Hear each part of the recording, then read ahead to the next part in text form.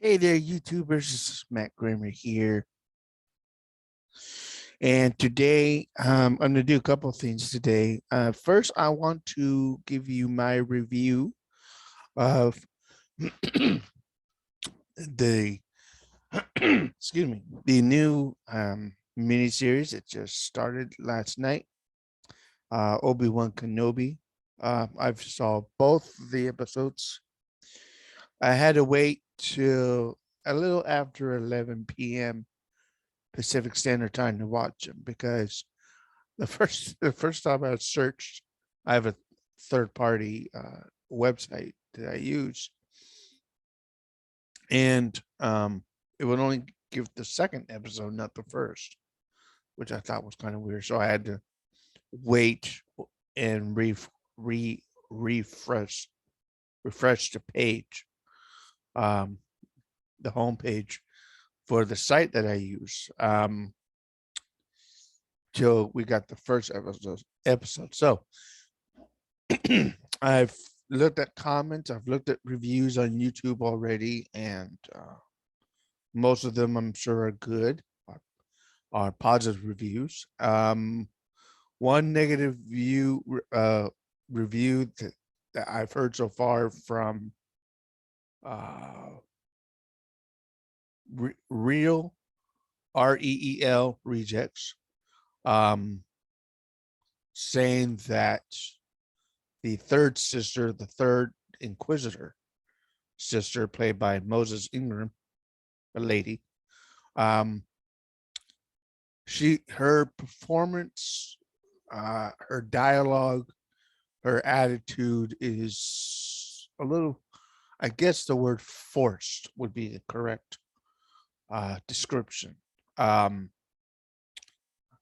And she wants to do things her way. She doesn't want to follow the Grand Inquisitor, played by Rupert Friend, and the second Inquisitor,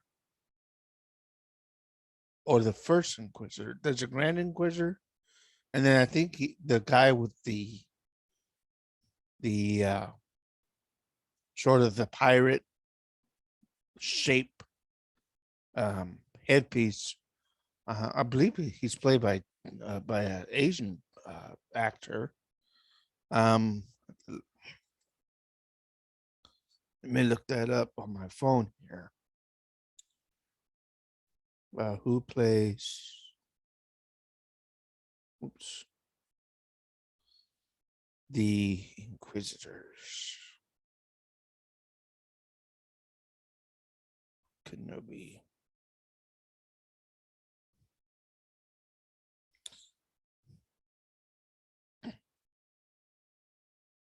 There's Rupert Friend. He does the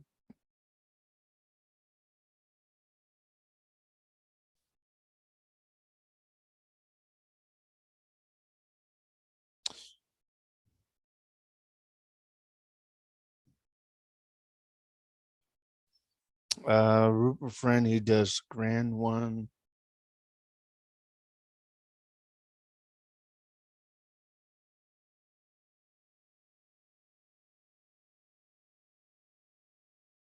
Okay, the fifth brother, Sung Kang. That's his name.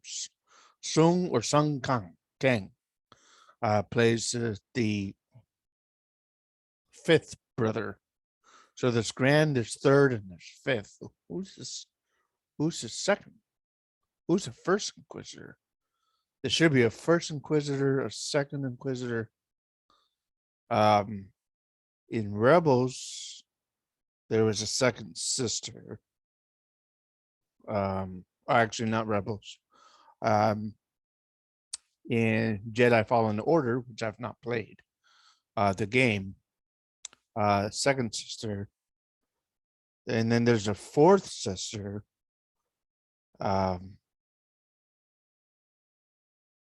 Okay, the fourth sister is also in Kenobi, and she's played by Raya. Cutestadt.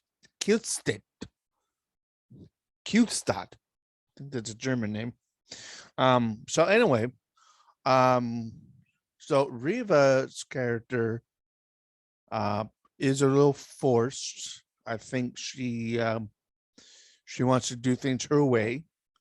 Um, and spoiler alert, she kills the Grand Inquisitor. And so she wants to lead. Um, so the first episode was very good. There, uh, there's mostly flashbacks to the prequel trilogy and which was a nice homage there. Um, and then we go to 10 years later. Obi-Wan has a little job where I guess he slices meat, raw meat, and gives it to his Eopi.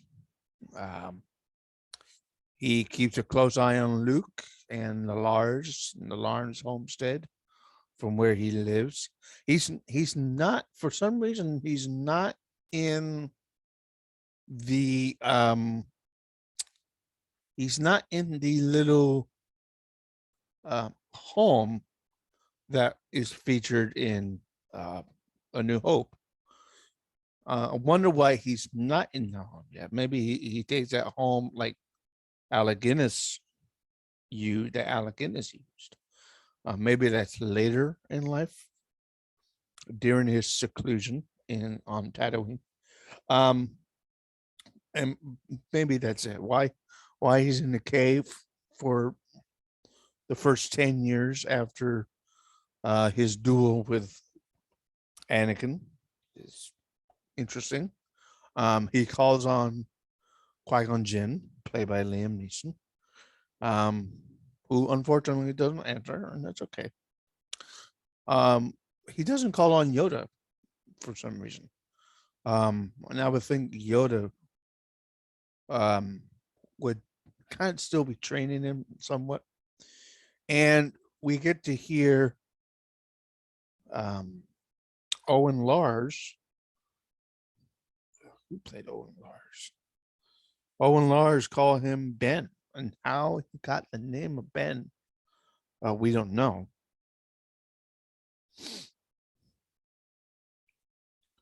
Owen Lars, who played him?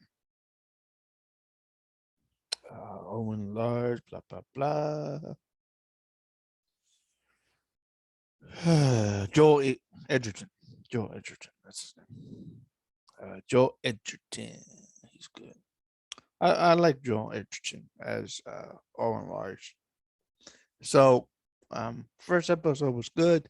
Second episode was good. I want to give credit to this little girl who plays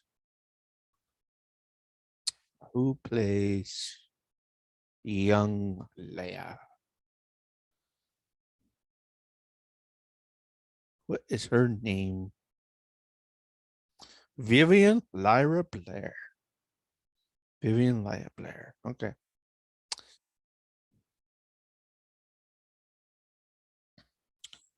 Okay.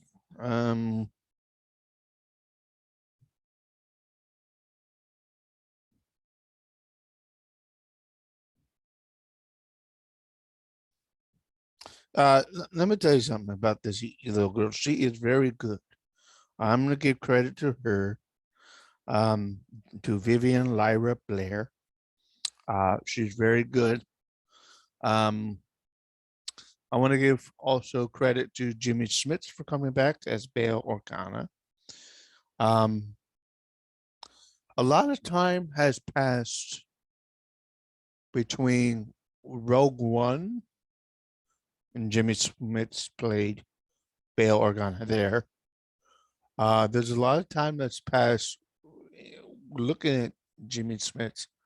A lot of time has passed between that and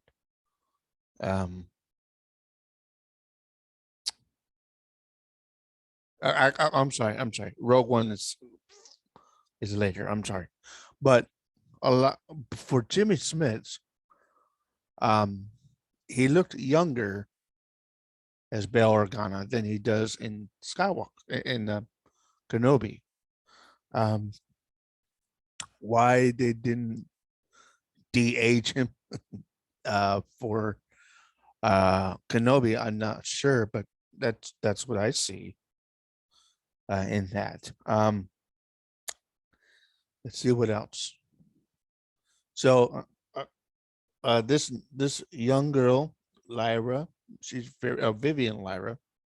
She's very good. I'm gonna give credit to her. We haven't heard the young Luke, 10-year-old Luke. Um, there was a scene in there. Obi-Wan's looking through his little um, binoculars, macro binoculars. Uh, oh, I should say micro because it's smaller. Looking at the homestead and looking at Luke, but we have not heard him speak yet. So that will probably be maybe episode 3 next week. Who knows? What else? Blah blah blah blah blah. I've not been able, for personal reasons, due to the vaccine and COVID tests and stuff. I am not able to attend uh, Star Wars Celebration, and even if I was able to, I would probably be able to go there um, just yesterday, Thursday, because I have work scheduled today, I have work scheduled tomorrow, and work shift on Sunday after church. So I may go, just not in. Of course, I can't go in. I may just, if I do pass along the convention center again here in Anaheim, I may take a picture and show that to you. The the poster, the outside poster that you see, Star Wars Celebration. So, but I did watch Star Celebration live on YouTube yesterday. It was very good to see Emperor Palpatine, Ian McDermott, uh, do his panel. Very good. I do remember seeing Ian McDermott live from the last time we had Celebration here in Anaheim. It's about 3 years ago, I think it was. Um, I still have my badge from that year too. Um, so it was cool to watch that, and it's cool. I'm not sure about this. I did watch the teaser live as everyone else did for Andor. I'm not sure about this one, to be honest with you. I'm not sure. Cassian Andor is coming back. Um, and he had a good role, and the actor who played him had a very good role in Rogue One. But I'm not sure about this one. To be honest, I'm not sure. I'm not sure how well. I'm sure the teaser was well received by the fans, but I'm not sure. That's all I can say. I also, like the rest of you at Celebration, saw also the trailer for another Disney Plus series, which is a sequel to Willow, with Warwick Davis. Um, it's cool to see him, Warwick Davis, back as Willow after what, 30 years. Um, again, I'm gonna say the same thing about this Willow. I'm not sure about it. Looks cool, but I'm not. I don't think Matt Morgan, Val Kilmer's in it. I don't think so. Everyone should know about Val Kilmer's condition with his cancer and everything. So I'm not sure about it. I don't think Val Kilmer shows up in Maverick, Top Gun Maverick. I don't think so. I've not seen that movie. I'm gonna wait till it gets to DVD stage to see it. I'm not sure. Um, what else? I have a new book um, called Brotherhood by Michael Chen, which details finally details what happened between episode 2 attack I'm sorry, not yeah, episode 2 and episode 3, the whole Hayden pneumonia incident. Brotherhood talks about that finally after after 20 years. So that's a book I'm reading right now, Brotherhood by Michael Chen. Um, Second episode of Kenobi, again, it's very, very well received by their fans. And again, spoiler alert, the Grand Inquisitor is stabbed to death by Reva. And Kenobi and little Leia escape after trying to chase her, trying to keep her safe. There's some doubting as to how Obi-Wan knows Leia and everything. He's trying to keep his Jedi-ness secret. Kenobi is good, well received. And finally, at the very, very end, he realizes that Anakin is alive, and he spouts his name, and then the scene turns to Anakin, Darth Vader, in the bacta tank, opening his eyes for the first time. And that, I believe, is Hayden Christensen for the first time. We don't see him suit up yet, and that's probably going to be episode 3 next week. So that's my review of Kenobi so far. So far, I'm going to give credit to Ewan McGregor for coming back. A lot of fan love for Ewan and Hayden Christensen. And I've seen the interviews for Kenobi, the press tour interviews from the London premiere of Obi-Wan Kenobi. And so that's cool. The young black kid in the Darth Vader suit that and it's interviewing Hayden. That's very, very cool. With a little I think that's an X-wing Lego set. I think that's what it is. That's cool. That's a cute interview. So I saw that on YouTube yesterday. Yeah, I believe that's it. I am gonna do. I should have done it yesterday. I could have done it after work the day before. Today, before I go to work, I will play Star Trek Fleet Command before I go to work, because I got about 3.5 hours before, or 2.5 hours before I have to leave. So I will play Star Trek Fleet Command. This is a review of the first 2 episodes of Obi-Wan Kenobi. So hopefully you enjoyed it. And yeah, I wish I could be at Celebration, but unfortunately, due to work and to personal reasons, because of COVID and the vaccine and all that stuff. I am not there this year. But I will watch, for sure, I will watch day 2 of Star Wars Celebration Life on YouTube as well. So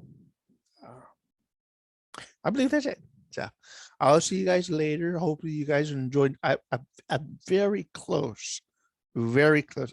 I keep I keep refreshing the page, the YouTube studio page on my phone. Hopefully I get to 200 subscribers. I'm one away from 200 subscribers. So please subscribe to the channel if you like the content. Also, I finally realized after I did watch Revenge of the Sith yesterday, and I realized some of you, I don't mention fan fiction that much because it's been a while since I wrote my last Star Wars story. It's been a couple of years.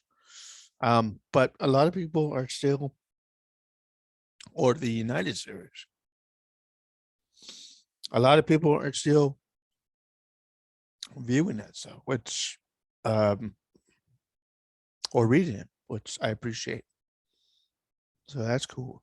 I finally realized after watching Revenge of the Sith yesterday, I realized that there can be alternate scenes or alternate actions or consequences in alternate dialogue from the Revenge of the Sith. And I wrote the first chapter of that yesterday. It is now available. It's part of the Healing series, but it's an alternate. I did for the United series. For episode 3.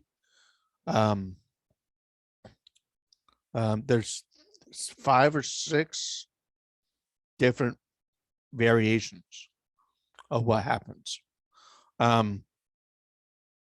in that. So I finally did for the Healing series. The Healing series is just Star Wars. United is Star Wars with the help of Star Trek.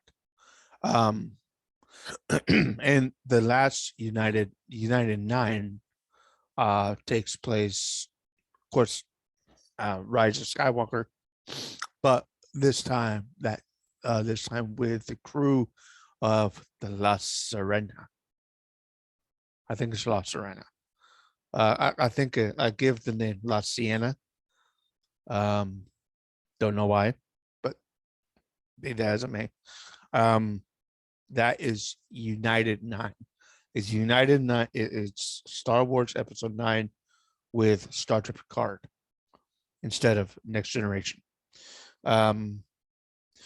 Healing Part 3 Version 2 takes place within where it's an alternate situation where Anakin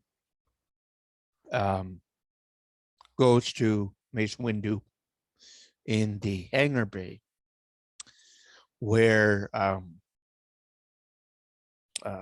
Anakin tells Mace Windu, I believe, I think Chancellor Palpatine is Sith Lord, and I make it to where Anakin actually goes with Mace Windu instead of staying behind and waiting an hour to whatever, to go and interfere with the lightsaber battle between Windu and Palpatine. So I changed the alternate. I alternate that to where Hayden or Anakin initially goes with Kit Fisto, Mace Windu, and the other masters who go with him. So yeah, and then there's another alternate I may write later, which takes place exactly where there's Mace Windu's deflecting the lightning from Sidious. And Anakin walks in, struts in there, and tries to convince that he needs Palpatine to say, Padme, there's room for alternate there as well. And I will write that sometime today or tomorrow. So get ready for that. Okay. What else? I believe that's it. I will look forward to seeing your reviews of Obi-Wan Kenobi episodes 1 and 2. And yeah.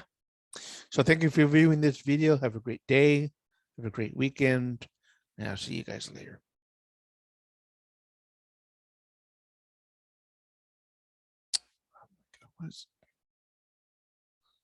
I gotta fix that. Okay. I'll see you guys later.